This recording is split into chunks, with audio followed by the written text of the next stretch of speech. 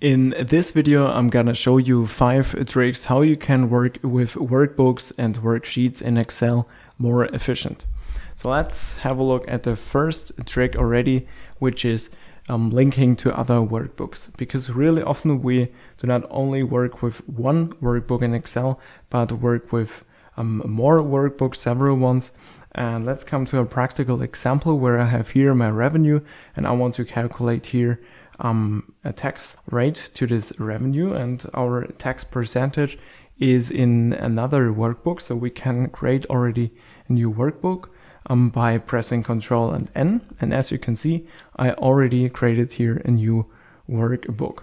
And there I, for instance, have here a tax rate. So we can press Ctrl, Shift, and 5 in order to say that this is formatted as percentage, which you can see here.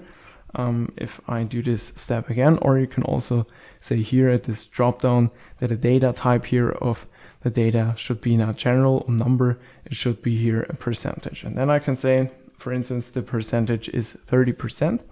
And then I can link from this file to another file. And then I can say, I want to multiplicate with this percentage.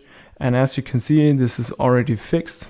So you can also press F4 in order to say that this cell here must be fixed. And then we can adapt this for the other cells as well. And then we already have here our connection or a link to another workbook. What is special here about it?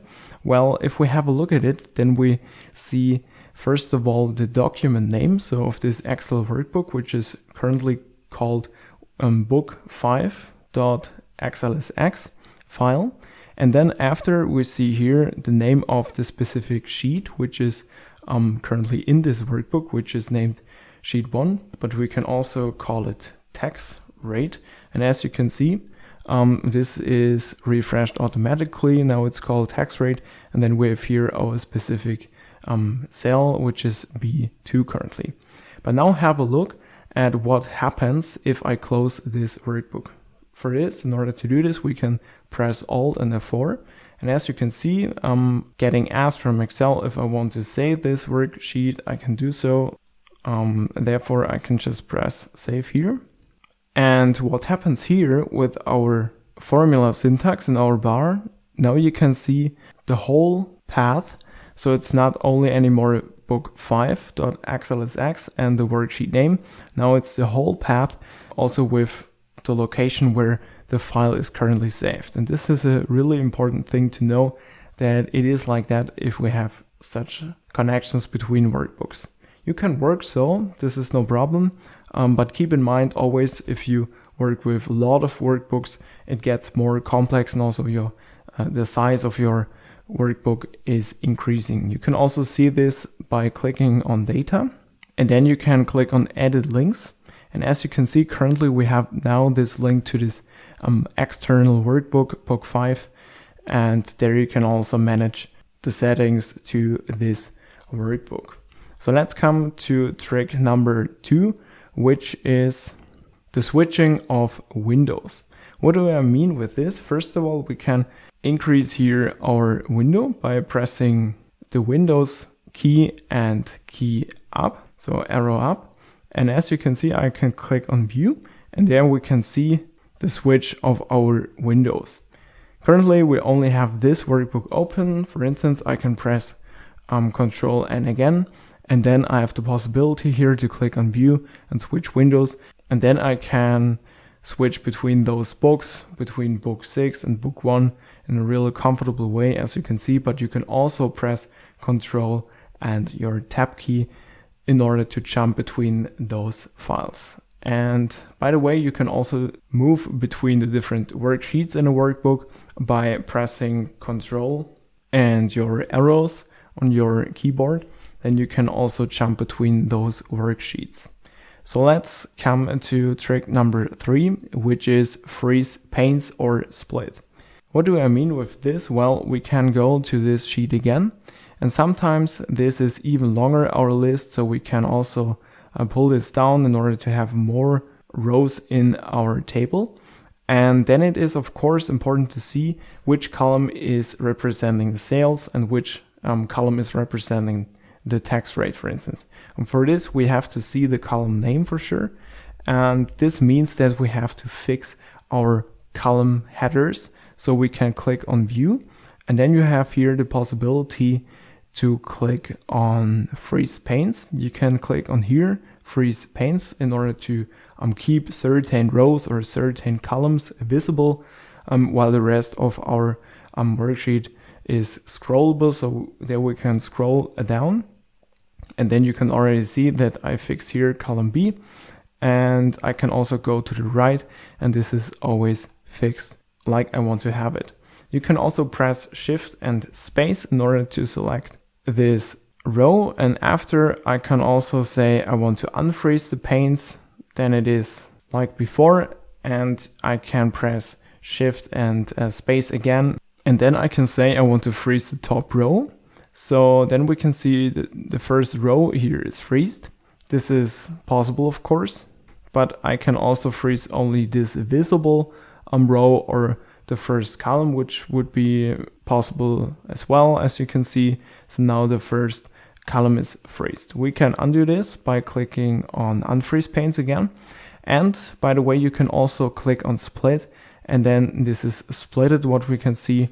So now column A and B is not only fixed, but also splitted, as you can see here. So I can work like normal with the columns C to H, for instance.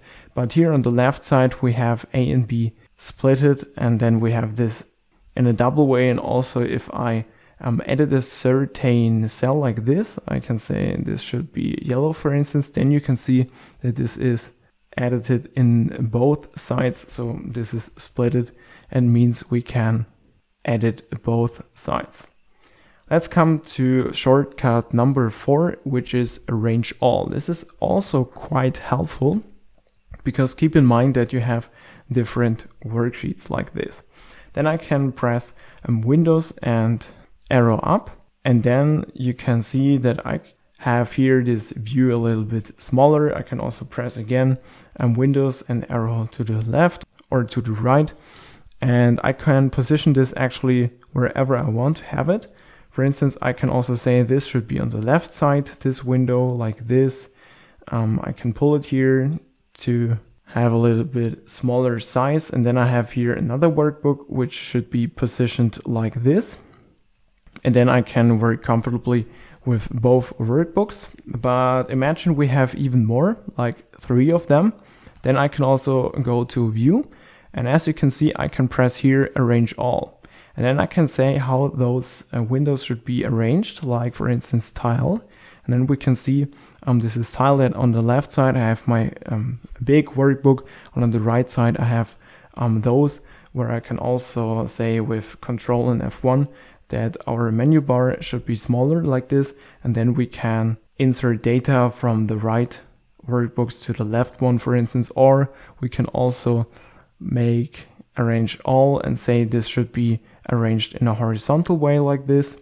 Also here I can say with the first worksheet with Control and F1 that our menu bar should be hidden, and also I can here edit every single cell, and I can go back to view, and I could also say I want to arrange all again like vertical, and then we have it positioned like this. This would be also possible.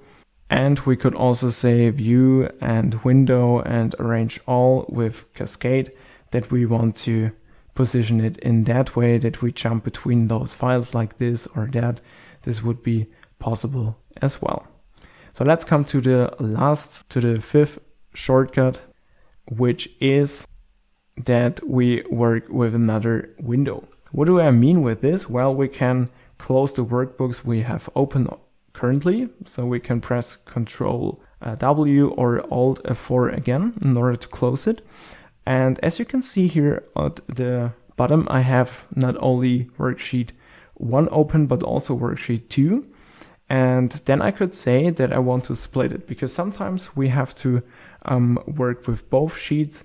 Some information, some data is currently here in this sheet, for instance, and the other data is here in sheet number 1. Then you can say view and go to new window, And what you can see here is that we have two workbooks, but actually it is the same workbook like before, which we can see also in the document name, that both workbooks are called book1.xlsx, but then we can see also the numbers. So this is version 1 and this is version 2 of the same document. And that means I can work with the same approach, that I say I want to arrange all, like tile for instance, and then you can see we have it positioned really well. And then I can work like it would be with two workbooks, but actually it is like in the same workbook, just with a different sheet. So I can go here in this sheet 2 of my workbook, and here I can go to sheet number 1. As you can see, those 5 tricks are really helpful in order to work more efficient with workbooks and worksheets in Excel.